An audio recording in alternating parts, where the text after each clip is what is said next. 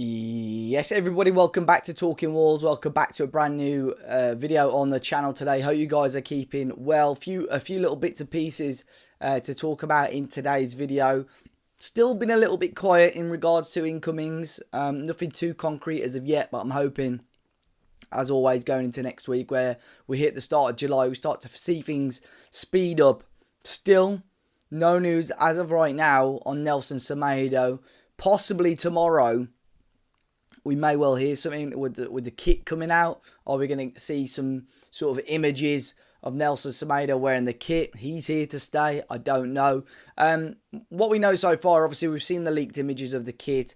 I understand there is a subtle pattern on there, going to be similar to the one that I'm putting on screen now. Wolves did use this in their promotional stuff yesterday, and you could see from the video as well, and I've seen a few other images with a pattern very similar to this as well. So intrigued by it. We're expecting the old gold kit, left breast with the crest on, the black collar, but maybe tomorrow I'll do a video on that to see what we think, and get your thoughts on it as well. Jumping into the transfer news, we had some news yesterday in regards to Fabio Silva. It's pretty clear now that his future is not at Wolverhampton Wanderers. Another really productive year for him last year out in Spain for Las Palmas. They did get relegated, but he hit a really decent amount of goals. Won the Young Player of the Month a few times in Spain. Was nominated for the Young Player of the Season as well. It has been reported in Germany that Fabio Silva has knocked back an inquiry from Wolfsburg. It's thought that the player wants to be playing in European football of some capacity next season. Wolfsburg finish around mid-table in the Bundesliga, so that wasn't going to happen. I've seen a lot of people sort of turn their nose up and sort of laugh at this, but personally, I rate the ambition of Fabio, but two, I think over the last 12 months, he's actually proved that he can play at that level, or at least, you know, he has every right to be playing at that level. He's broken into the Portugal national team, first team setup.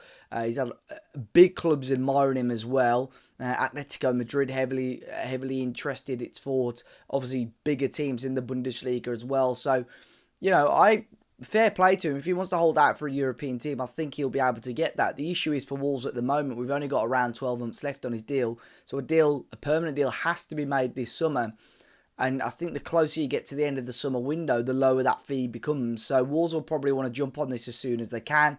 Probably looking 15 million-ish, I would say. 20 million at an absolute maximum for Fabio Silva. And hopefully the club will retain some sort of sell-on fee for, you know, in the future. We would have made some money back, obviously, on the wages saved, on the loan fees across his various loan spells. But yeah, Fabio Silva, at the moment, not going to be moving to Wolfsburg, but a move away for him permanently is looking extremely likely. Another player taking a lot of the headlines at the moment is Tommy Doyle as well. Of course, I spoke about him on the last video with Birmingham, Wrexham, Sunderland, all said to be interested in him. We have had more news, and it looks like Birmingham are the favourites at the moment. There was a report yesterday that Birmingham had agreed terms, but other sources don't think it's that far advanced as of yet. We had Tom Colomosi from the Mail report today that Birmingham and Wolves are in talks about a potential deal.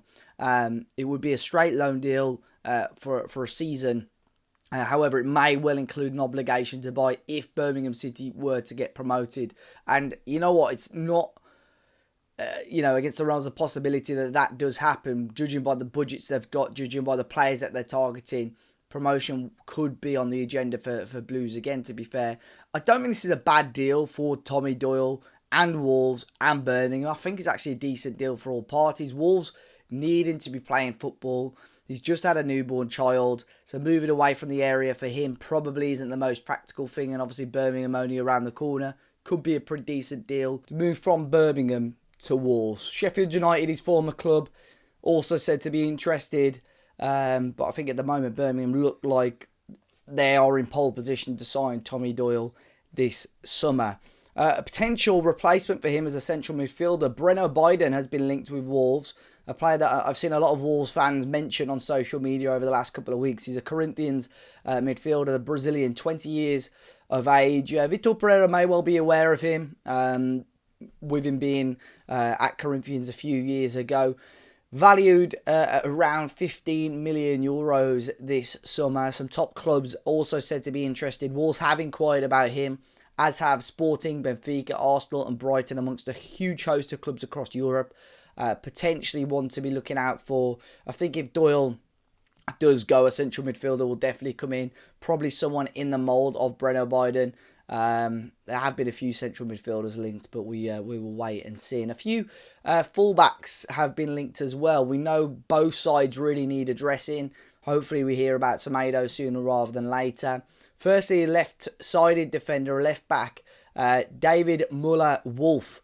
I mean, the name is absolutely perfect for Wolves. Norwegian international, currently playing for AZ Alkmaar, 23 years of age. A number of other English teams also said to be interested in him. And I think there were a couple of French sides also interested in him. The one thing that frustrates me a little bit about this, if you remember a couple of weeks ago or a week or so ago, I mentioned to you Vitor Pereira's fake list that was doing the rounds. David Wolf is top of the left back list, so I don't know if our interest stems from that list or not. Another player Wolves have been reportedly looking to sign today is Jeremy Toljan, German right back, 30 years of age, has been playing for Sassuolo over in Italy as of recent. And they won promotion from the second division of Italy to go back into the Serie A. But he is set to leave on a free transfer early part of next week, and Wolves apparently looking at him to potentially fill one of the voids at the right back spot. Not going to sit here and pretend I know much about Toljan, but I think that experience mixed with the likes of Pedro Lima and Rodrigo Gomez is probably the route that Wolves need to go down. Obviously, Kyle Walker-Peters was another name mentioned over the last weekend. So we will wait and see if anything does come to fruition there. But I'm certainly hoping between now and whenever I do the next transfer video, we still start to see some real concrete options or have a much clearer view on where Wolverhampton Wanderers are going to be going into the new pre-season. Goalkeeper department is one that we may well keep our eye on. I've mentioned it many times. I'm pretty satisfied with Jose Sarr, but wouldn't be against a huge upgrade. Liam Keane of the Express and Star did an article about the goalkeeper department this week and actually had a really interesting note in there that, of course, last summer when we'd signed Sam Johnston, it was looking likely that Jose Sarr was going to be moved on. Saudi Arabia was probably the place mentioned most, but also mentioned in that article that Chelsea almost signed Jose Sarr last summer following the signing of Sam Johnston. Obviously, that didn't come to fruition in the end, but really interesting that I hadn't heard of the interest from Chelsea for Jose Sarr previously. No doubt he would have been maybe a second or third choice there, but saying that with the quality and the form of Chelsea goalkeepers, Jose may have got a run in the team, you never know. But again, be interesting to see what his situation is this summer. And finally, for those that do have an interest in all parts of Wolverhampton Wanderers, the under-21s will once again be part of the Virtue Trophy. It's basically the Johnston's Paint Trophy, if you remember that. But obviously they've started to include, over the last number of years now, to be fair, Premier League under-21 setups. Wolves are one of the 16 invited academies once again in the tournament, and they've been handed a tough group, to be fair. They've got they're up against Wigan, Salford City and Stockport County. All three of those games will be away from home, and fixtures will be announced in due course. But guys, that is all for today.